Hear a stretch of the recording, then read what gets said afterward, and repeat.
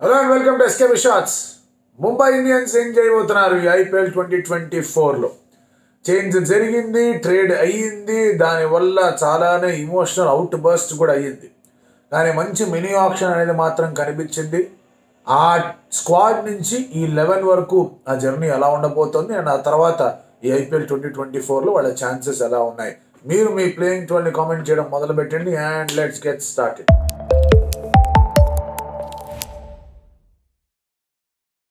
Right, Mumbai Indians పెద్ద talk of the టౌన్గా నిలిచిపోయింది ఆ ట్రేడ్ కారణంగా. ఆ ట్రేడ్ బాగానే జరిగింది అనుకున్న వెంటనే ఒక పిడుగు లాంటి అనౌన్స్మెంట్. ఆ అనౌన్స్మెంట్ వల్ల చాలామంది ముంబై ఇండియన్స్ ఫ్యాన్స్ ఖచ్చితమైన డిసప్పాయింట్మెంట్కి గురయ్యారు. ఇప్పుడు కూడా కొన్ని కామెంట్లు అలాగే వస్తూనే ఉంటాయి. But fact of the matter is, నేను లాస్ట్ టైం కూడా చెప్పినట్టుగానే this could well be a blessing in disguise. అదేది వాళ్ళు ఇంటెండ్ చేసే నిర్ణయం అని చెప్పేసి సమర్థించడానికి ఎటువంటి ఆధారం లేదు. They wanted to do that, they did that. కానీ ఇండియన్ వరల్డ్ కప్ ప్రిపరేషన్కి సంబంధించి రోహిత్ శర్మ ఇంకా రిలాక్స్డ్గా ఆడగలడు అనే ఒక అవకాశం అయితే ఈ చేంజ్ వల్ల కనిపిస్తుంది, which is more important. But yes, Mumbai Indians ethos కానీ, ముంబై ఇండియన్స్కి వచ్చిన విజయాలు కానీ, ముంబై ఇండియన్స్కి తెచ్చిన ఒక లాయల్టీ కానీ, Rohit Sharma took it up to different heights. తెండూల్కర్తో స్టార్ట్ అయింది యాక్చువల్గా, and Rohit Sharma took it to new heights. అలాంటిది ఇలా చేంజ్ చేయడం అనేది చాలామంది ఫ్యాన్స్కి రుచించకపోయి ఉండొచ్చు, విచ్ ఇస్ ఫెయిర్ ఎనఫ్. కానీ ఇప్పుడు ఐపీఎల్ స్టార్ట్ అవుతుంది, ఈ టీం సంగతి ఏంటో చూద్దాం. ఈ టీంలో ఒక అండర్ రేటెడ్ ఆప్షన్ కనిపించింది. ఎందుకంటే they did not go for big players. కానీ ఎవరి దగ్గర అయితే పొటెన్షియల్ ఉందో, ఎవరైతే వీళ్ళ టీంకి సరిగ్గా సరిపోతారో వాళ్ళని మాత్రం తెచ్చుకున్నారు. ఫర్ ఎగ్జాంపుల్ కుజ్జియా లాంటి ప్లేయర్ని తెచ్చుకున్నారు వాళ్ళు. Massive inclusion. తర్వాత మధు శంకాన్ని తెచ్చుకున్నారు, బట్ అతనికి ఏదో ఇంజరీ అయిందని చెప్పేసి మాట్లాడారు. సో వీ డోంట్ నో ఎప్పుడు అతను అవైలబిలిటీలో ఉంటాడని. జూనియర్ మలింగ, హనుమంత్ తుషారాన్ని తెచ్చుకున్నారు. అతను కూడా బాగా డెవలప్ చేసుకోవాల్సిన అవసరం. Mumbai Indians is known to develop people. Current captain కూడా ముంబై ఇండియన్స్ స్కూల్ నుంచి వచ్చినవాడు. ఇషాన్ కిషన్ ముంబై ఇండియన్స్ స్కూల్ నుంచి వచ్చినవాడు. తిలక్ వర్మ అదే స్కూల్ నుంచి ఇండియాకి ఆడేస్తాడని చెప్పేసి నమ్మకాన్ని తెచ్చుకున్నాడు. మళ్ళీ ఆ తర్వాత ఫామ్ అటు ఇటు అయింది. అందుకే ఈ ఐపీఎల్ అతనికి చాలా చాలా ఇంపార్టెంట్గా మారబోతుంది. సో ఇట్లా వాళ్ళు కూడా చక్కగా పొటెన్షియల్ ఎవరి మీద అయితే ఉందో వాళ్ళ మీద బాగా గట్టిగా ఇన్వెస్ట్ చేస్తారు. డబ్బులే కాదు, టైం కూడా. అండ్ దానికి తోడు వాళ్ళ దగ్గర ఉన్న మిగతా ఆప్షన్స్ మీరు గమనించుకుంటే కనుక స్ట్రాంగ్ ఇండియన్ టాప్ 6 ఉందని చెప్పుకోవడం తెలిసిన డౌట్. సరే, మీరు ఒకవేళ ఒక ఫారినర్ని అక్కడక్కడ ఇంక్లూడ్ చేద్దాం అనుకుంటే కనుక 7లో 5 పీపుల్ అనేవాళ్ళు స్ట్రాంగ్ ఇండియన్ కంటెండర్స్. అందరూ కూడా నేషనల్ టీంకి ఆడిన వాళ్ళు, అందరూ కూడా ముంబై ఇండియన్స్కి వాళ్ళ స్టైల్లో అద్భుతమైన రీతిలో కాంట్రిబ్యూషన్ ఇచ్చిన వాళ్ళు. ఎవరెవరు వాళ్ళు? రోహిత్ శర్మ, తన గురించి పెద్దగా చెప్పాల్సిన అవసరం లేదు. బ్యాట్తో లాస్ట్ 5 yearsగా ఈ did not have proper IPL. Last 72 matches అతను చూస్తే కనుక అతని యావరేజ్ తక్కువగానే ఉంది. స్ట్రైక్ రేట్ అరౌండ్ 127 ఉంది. సో దాన్ని ప్రాబబ్లీ చేంజ్ చేయాల్సిన అవసరం వచ్చిందేమో.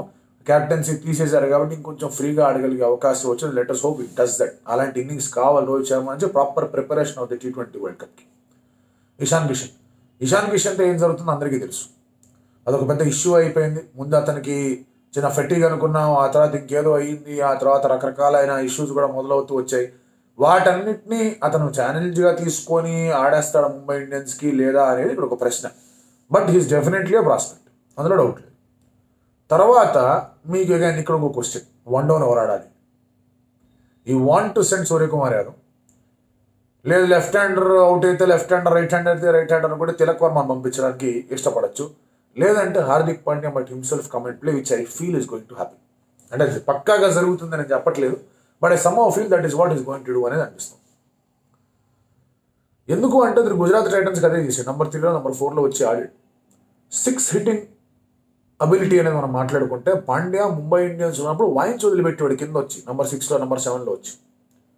ఎప్పుడైతే గుజరాత్కి వెళ్ళాడు ఆడిన 2 seasonలో అతని యావరేజ్ పెరిగింది కానీ స్ట్రైక్ రేట్ తగ్గింది, 6లు చాలా తగ్గిపోయాయి. అండ్ ఇప్పుడు కూడా ఇంజరీ నుంచి వస్తున్నాడు. సో ఇమీడియట్గా వచ్చేసి పీకేస్తా కొట్టేస్తా అనే ఐడియాలో ఆలోచనలో ఉండకపోవచ్చు. So he might just want to come 1 down or 2 down. So అదే జరిగిందంటే కనుక Tilak will have to be push to number 5. So అక్కడ సూర్యకుమార్ యాదవ్ అండ్ హార్దిక్ పాండ్యా ఇద్దరు number 3 and number 4 positions occupy చేసుకోవచ్చు. ఇది ఒక కన్సర్న్ ముంబై ఇండియన్స్. దానికి కారణం ఏంటంటే ఇద్దరు ఇంజరీ నుంచి వస్తున్నారు. హార్దిక్ పాండ్యా కూడా ఇంజరీ నుంచి వస్తున్నాడు, సూర్యకుమార్ యాదవ్ ఇంజరీ నుంచి వస్తున్నాడు. సో ఎంత తొందరగా వాళ్ళ బ్యాట్తో ఫామ్ని అందుకుంటారు అనేది చాలా ఇంట్రెస్టింగ్గా ఇంపార్టెంట్గా మారే ఒక అంశం. సో సూర్యకుమార్ యాదవ్ ఇంజరీ అనేది ఇట్స్ సివియర్ ఇనఫ్ ఇంజరీ. అతని నుంచి రికవర్ అయ్యాడు, వచ్చాడు, ఆడతాడు, హోప్ అంతా కూడా బాగానే ఉంది, ఆడాలని చెప్పేసి కోరిక కూడా ఉంది. But at the same time కొంచెం అటు ఇటు అయిందంటే పరిస్థితి ఏంటి అనే దాని గురించి వాళ్ళకు ఒక కన్సర్న్ అయితే కనిపిస్తాం. ఇక్కడ దీని గురించి ఒక బ్యాకప్ ఉంది. ఆ backup is Vishnu Vinod. Vishnu Vinod domestic సర్క్యూట్లో మామూలుగా బాధడు. 155, 160 స్ట్రైక్ రేట్తో బాదుతాడు అక్కడ ఎస్ఎంఏటీలో. సో అలాంటి ప్లేయర్ వాళ్ళ దగ్గర ఉన్నాడు. సో అతన్ని తీసుకొని రావచ్చు, టాప్ ఆఫ్ ది ఆర్డరే ఆడనివ్వచ్చు ఒకవేళ కనుక just in case if something goes wrong, just in case. But వాళ్ళిద్దరు ఉన్నారంటే కనుక అడ్వాంటేజ్ ఉంది. అడ్వాంటేజ్ గురించి చెప్పక్కర్లేదు. సూర్యకుమార్ యాదవ్ T20 గురించి ఎంత తక్కువ మాట్లాడితే అంత మంచిది. ఎందుకంటే ఉన్న తక్కువ స్పాన్లో అతను ఎన్ని సెంచరీలు కొట్టాడో తెలుసు, ఎక్కడెక్కడ కొట్టాడో కూడా తెలుసు. ఫ్లాట్ ట్రాక్ మీద ఆడతాడు, ఆ ట్రాక్ మీద ఆడతాడు. వాంకడలో 7 మ్యాచ్లు ఆడుతున్నారు. ఖచ్చితంగా ఆ ట్రాక్లు బాగా హెల్ప్ అవుతాయి. ఆ ట్రాక్ల మీద ఆడారు కాబట్టి లాస్ట్ ఇయర్ ప్లే ఆఫ్స్ కూడా వచ్చారు. మిగతా ట్రాక్స్ మీద కూడా బాగా ఆడగలడు, ఆడిన సందర్భాలు కూడా ఉన్నాయి. బట్ పెద్ద స్కోర్లు చూపించుకునేది మాత్రం అతని కెరీర్లో కనిపించకపోవచ్చు. But he will definitely play well. South ఆఫ్రికాతో పర్త్లో జరిగిన T20లో అతను తప్ప ఎవరు ఆడలేకపోయారు. That was very tough track to bat. ఆడాడు. సో ఇలాంటివి సూర్యకుమార్ యాదవ్ నుంచి కనిపిస్తే వాడు ఇంజరీ నుంచి వస్తున్నాడు. ఇక హార్దిక్ ఇంజరీల గురించి చెప్పక్కర్లా. ప్రతి ఇయర్ ఏదో ఒకటి ఇంజరీ అవుతూనే ఉంటుంది అతనికి. సో ఆ ఇంజరీ నుంచి మళ్ళీ ఎట్లా సన్నద్ధమై వచ్చాడు. అండ్ అతను IPL మాత్రమే కాదు, వరల్డ్ కప్ కూడా చాలా ఇంపార్టెంట్ ప్లేయర్. ఒకవేళ తను ఫిట్గా ఉన్నాడంటే కనుక వాకిన్ నంబర్ 5లో అతని స్పాట్ ఖరారు, డౌటే లేదు అందులో. 3 విరాట్, 4 సూర్య, 5 హార్దిక్. సో అలాంటి పరిస్థితులు ఎంతవరకు ఫిట్గా ఉన్నాడు, how much he can deliver. ఈ క్యాప్టెన్సీ ప్రెషర్ అనేది ఆ ఇంజరీ తర్వాత వస్తున్న అతని మీద ఎంత ప్రెషర్ పెడుతుంది. అది ఒక్కటే కాదు, ఎమోషనల్గా చాలా అవుట్ బస్ట్ ఉంది అతని వైపు. ముంబై ఇండియన్స్ ఫ్యాన్స్ నుంచే ఉంది. ముంబై ఇండియన్స్ ఫ్యాన్స్ నుంచి అంతటి అవుట్ బస్ట్ ఉన్నప్పుడు ముంబై ఇండియన్స్ ఫ్యాన్స్ అతన్ని అనకూడదు కానీ అమలాపుతులు తిడుతూ ఉన్నప్పుడు డెఫినెట్గా అది అతని చెవు దాకా చేరిందంటే దాన్ని ఎట్లా తీసుకుంటాడు. అండ్ ముంబై ఇండియన్స్ రోహిత్ శర్మ అనేది ఒక ఇన్సెపరబుల్ ఐడెంటిటీగా మారినప్పుడు హార్దిక్ పాండ్యా వచ్చి క్యాప్టెన్ అని మాట్లాడుతున్నప్పుడు టీం అంతా ఎట్లా రియాక్ట్ అవుతారు అనే డౌట్లు చాలా మంది ప్లేయర్స్ చాలా మంది ఫ్యాన్స్ ఉండొచ్చు, కానీ టీం అంతా బాగానే రియాక్ట్ అవుతుంది, అందులో డౌట్ ఉండదు. టీం విల్ రియాక్ట్ అవుట్, వాళ్ళు ప్రొఫెషనల్ క్రికెటర్స్, గల్లీ క్రికెటర్లు కాదు. రోహిత్ శర్మ కూడా will be very welcoming of Hardik Pandya. తొందరగా వాళ్ళిద్దరు హగ్ చేసుకునే వీడియో కూడా వస్తుంది బయటికి. అందులో ఎటువంటి డౌట్స్ అనేవి పెట్టుకోకండి. ప్లేయర్స్ దగ్గర నుంచి అతనికి సపోర్ట్ ఉండదు అనే ఆలోచన కూడా పెట్టుకోవద్దు. ఒకటే ఏంటంటే హార్దిక్ పాండ్యా ఈ should be able to change one thing. Mumbai has always been slow starters. ఇక్కడ మళ్ళీ స్లోగా స్టార్ట్ అయ్యారంటే 2-3 మ్యాచ్ ఓడిపోయి ఆ తర్వాత గెలవడం మొదలు పెట్టారంటే అప్పటికల్లా emotional outburst by the fans తారాస్థాయికి చేరుకుంటుంది. అది టీంకి మంచిది కాదు, కెప్టెన్ కూడా ఇతనికి మంచిది కాదు. So that is something that will have to figure out. సరేనా? ఆ తర్వాత ఇక టాప్ 5 అయిపోయారు, తిలక్ వర్మ దగ్గర అయిపోయారు. తర్వాత వాడు ఇప్పటిదాకా ఒక ఫారినర్ పేరు కూడా చెప్పలేదు. గ్రీన్ ఉండేవాడు లాస్ట్ సీజన్, గ్రీన్ వెళ్ళిపోయాడు, హార్దిక్ వచ్చాడు. ఇప్పుడు ఇక్కడ 4 ఫారినర్స్ ఎవరిని వాళ్ళు స్లాట్ చేసుకోవచ్చు ఒకసారి ఆలోచించండి. దానికన్నా ముందు బుమ్రా ఖచ్చితంగా ఆడతాడు. సో ఇప్పుడు మీ దగ్గర 6 ప్లేయర్స్ అయిపోయారు, ఇంకా 5 ఉన్నారు. 5 4 ఫారెన్ ఆప్షన్స్ ఉన్నాయి. ఇది ఏ టీంకి దక్కదు ఇటువంటి అద్భుతమైన composition. 6 players are 6 match winners on their day, 6 Indian players. అది ఏ టీంకి లేదు. సో ఇప్పుడు ఆ 4 ఫారినర్స్ ఎవరో ఉన్నారు వీళ్ళ దగ్గర. నబీ ఉన్నాడు వాళ్ళ దగ్గర. నబీ ఆడతాడా లేదంటే కనుక షెపర్డ్ని ఆడిస్తారా అనేది ఒక క్వశ్చన్ మార్క్ కనిపిస్తుంది. I think Nabi will play. దానికి కారణం ఏంటి అంటే కనుక ముంబై ఇండియన్స్ లాస్ట్ 3-4 yearsగా have been low on spin. Mayank Markande అనేది వెళ్ళిపోయాడు, రాహుల్ చార్నా వెళ్ళిపోయాడు, పీయూష్ చావ్లా తెచ్చుకున్నారు. పీయూష్ చావ్లా వచ్చి బౌలింగ్ వేయించారు, లాస్ట్ సీజన్లో బాగానే వేసాడు. బట్ పీయూష్ చావ్లా నుంచి ఎంతవరకు అతని దగ్గర నుంచి వస్తుందని ఎక్స్పెక్ట్ చేయడం కష్టం. He has been an IPL legend, అది గుర్తుపెట్టుకోండి. Piyush Chawla is an IPL legend. But ఎంతవరకు అతని దగ్గర నుంచి ఇంకా వస్తుంది అనేది it's an obvious question that everybody has. So Piyush Chawla ఒక్కడే స్పిన్నర్గా ఉన్నాడు. అంతకుముందు అయితే సరే రాహుల్ చార్ వేసేవాడు, తర్వాత మీకు కృణాల్ పాండ్యా నుంచి వేయించేసేవాడు, ఇవన్నీ కనిపించాయి. బట్ ఇప్పుడు ఆప్షన్ అనేది కనిపించట్లా. సో డెఫినెట్లీ ఇక్కడ మీకు Nabi will give those overs. Power ప్లేలు వేస్తాడు, 2-3 ఓవర్లు వేసేస్తాడు. తర్వాత లాస్ట్లో వచ్చి బాగానే 6, 4 కూడా కొట్టగలడు. సో ఆ ఆప్షన్ అనేది ఖచ్చితంగా నబీ అనేది ఇస్తాడు. సో అతను ఒక ఆప్షన్గా పెట్టుకోవచ్చు. టిమ్ డేవిడ్ ఉన్నాడు. టిమ్ డేవిడ్ని మర్చిపోకూడదు. టిమ్ డేవిడ్ అనే ప్లేయర్ 6 కొట్టాడంటే that stays a big hit. Ball సగానికి బ్రేక్ అయ్యే విధంగా కొడతాడు shot. And Tim David can also contribute with the ball, but Tim David mostly బ్యాట్తోనూ అండ్ అలాగే ఫీల్డ్తోనూ కాంట్రిబ్యూట్ చేయాలి. టఫర్ మ్యాచెస్ని గెలిపించగల నమ్మకం అతనికి ఉంది.